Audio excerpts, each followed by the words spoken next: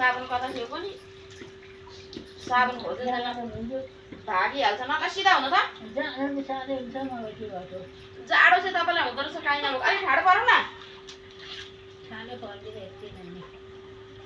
अब नुहाएर राम्रै हुने होला नि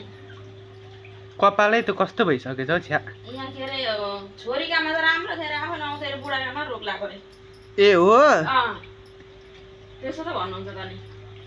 अब पालेन र रविलाई फोटो मजाले बनाएर देउता भनेर पूजा गर्नुपर्छ कि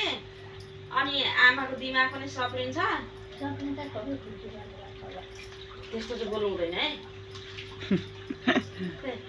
नुहाएर त चिडिक्क परेर नि उहाँ छोरीले पनि नुहाइदियो कि नुहाइदिन टाउकोमै जाल हान्दिन आँट्यो क्या हो अब त आज त सबै एक घरको उक्किने गरी अलिक पेटीको तल लागेको हुन्थ्यो नि आज त हल्लिन्न नि त आमै अरूहरूले सौता कुटेर पुलिसमा लगेर ध्वंस गर्छन् हाम्रो चाहिँ नुहाइदिनुपर्छ गएको थियो आमा त्यो मेरो जालोले नुहाइदिएको ए को हो त नि छोरी हो आमा नि मेरी आमा अर्की पनि बुढी छ नि त दाल्ने मेरी आमा आज चाहिँ तपाईँको एक पत्र छाला यस्तो मैलो छ नि गाला साला पनि धोइदिनु पर्यो माडेर बोराले कति महिनामा नुहाउने अब 2 महिनामा ट्याक्कै 2 महिनामा नुहाउने अब ल ल ल 2 महिनामा नुहाउँला अब खोइ यता ल्याउन हाल्थ्यौ नि मान्छेले पनि कस्तो भोरी बाउलाई चाहिँ भन्छन् अनि ननुहाउँदा यो नौगेडी नि छोरले लान्छ होला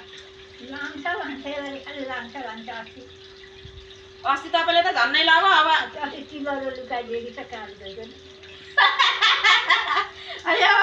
निकालेर दिइहाल्नु न मम्मी काँचो तिलरी होस् नि अहिले चोरले लान्छ मात्रै अब त आज त अनुहार पनि बोराले धोएर चाहिँ सुन पनि के साह्रो पिनाले उयो के अरे कोदोको बिउ राख्ने जस्तै भइसकेछ हौ घाँटी त यता यता ल्याउनु तपाईँको अनुहार पनि धुम अलि आँखा चिम्लिनु है त्यस्तै हुन्छ सौताको फेला परेपछि त भयो भयो बिस्तारै गर्नु चटक्कै परेर नुहाएर बस्नु है भन्दा नुहाउनु पर्दैन भनेपछि त आज त भेट्यो आऊ लु पानी हालिदिनु अब टाउकोमा मम्मीले आम्मामा यो लुडै कालो भयो हेर त मैले हिजो भर्खर बनाएको नयाँ जालो किरण किनेर ल्याउँदा भइहाल्छ नि अस्ति ल्याएको मैले लु साबुनै साबुन चाहिँ कता उठेको यहाँ गएकै छैन कन्डोहरू धुनु पर्दैन त्यतिकै भाग्न लागिन्छ हो नसँग त अनुहार त सेतो भयो कि भएन नि अब के अरे फेरि आज कता साथीभाइ भेटघाट अरे आज साथीहरू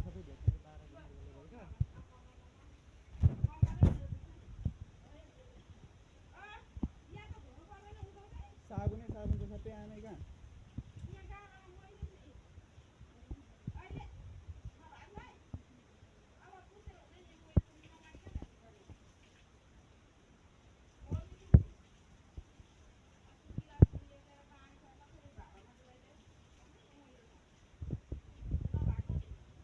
त्यो पेटीकोट अलिकति तानेर हालिदिनु त्यहाँबाट पानी